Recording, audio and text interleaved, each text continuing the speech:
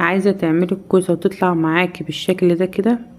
الصلصة بتاعها حمرا، الكوسة مستوية والفراخ برضو مستوية، كل ده في صينية واحدة وني في ني وفي الفرن. شايفين الشكل؟ بجد الصينية بجد تفتح النفس. تابعوا معايا الفيديو للآخر وما تنسوش اللايك، ولو أول مرة تشوفيني ياريت تشتركي في القناة وتفعلي زر الجرس على الكل عشان يوصلك كل جديد. شايفين الجمال؟ تابع معايا الفيديو للآخر هتعرفي احنا عملناه ازاي، وبسيطة جدا وللبنات المبتدئة كمان يعني حلوة.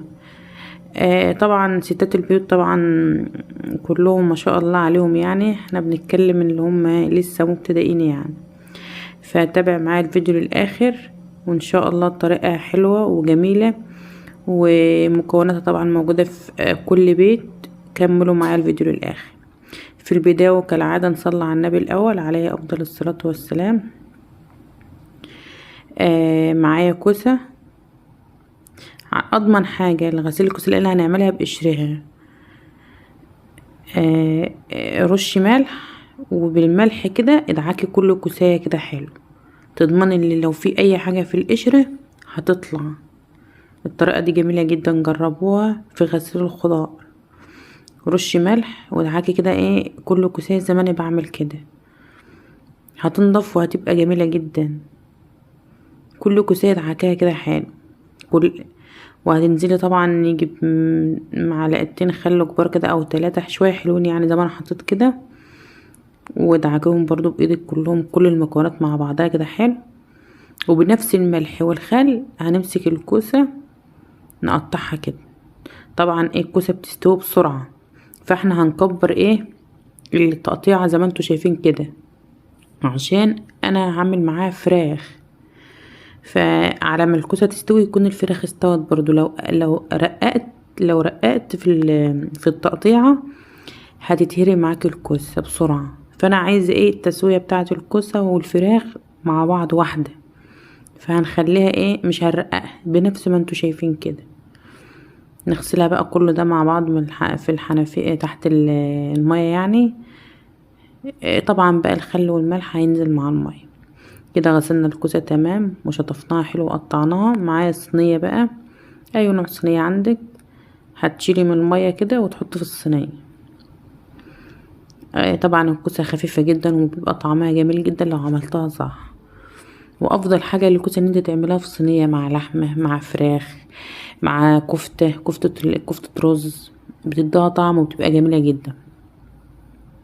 معايا 5 بصل 6 بصلات بس، هما يعني حجمهم متوسط يعني.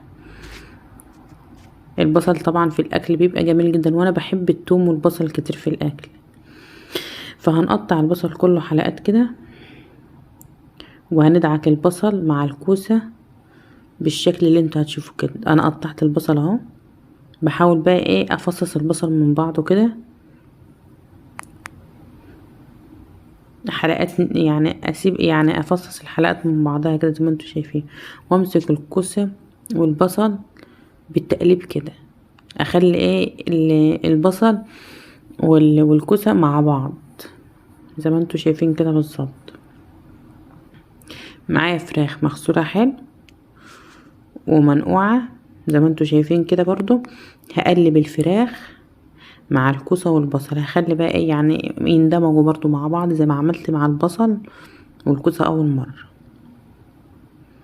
ولا تقلي بقى ولا تحمري ولا تعملي اي حاجة بتبقى صحية، ولا بتعمل حرقان في الصدر كده بعد ما بتاكلي. يعني في ناس كتير قوي لما بتاكل اي حاجة فيها تقلية او طماطم او تسبيكة كده بيجي لها حرقان بعد كده في المعدة يعني وكده، زي ما احنا عارفين الحرقان ده كله يعني بيجي لنا كلنا. ده بقى جميلة جدا، تعمليها ني في ني وهتشوفوا شكلها زي ما انتوا شفتوا شكلها في اول الفيديو برضو كده.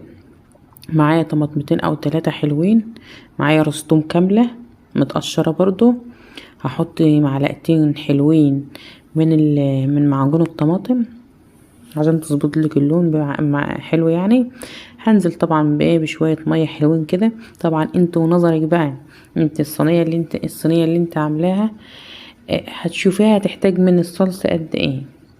فانت ايه ظبطي الطماطم بتاعتك بحيث ان هي ايه تبقى على قد الصينيه. ماشي، ده انت ونظرك يعني. انا حطيت 3 طماطمات على معلقتين من معجون الطماطم على راس توم.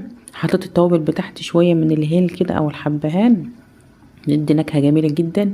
التوم الني مع الطماطم كده اما اضربهم مع بعض، انتي اما تعمليها كده هتشمي الريحه في البيت عامله ازاي، هتجيب اخر الشارع.